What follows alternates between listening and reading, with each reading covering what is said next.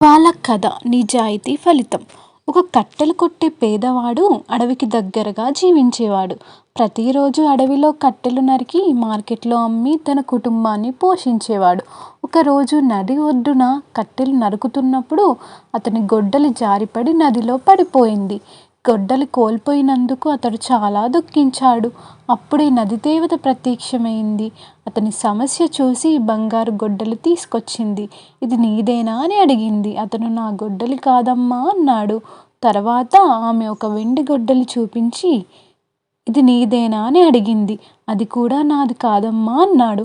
చివరిగా ఆమె అతనికి పాత గొడ్డలి చూపించింది. అప్పుడు అతను అవును ఇదే నా గొడ్డలి అన్నాడు. దేవత అతని నిజాయితీకి మెచ్చి అతనికి గొడ్డలితో పాటు బంగారు, వెండి గొడ్డలిని కూడా బహుమతిగా ఇచ్చింది. ఈ కథ నీతి: నిజాయితీ ఎప్పుడూ గొప్ప ఫలితాలు ఇస్తుంది.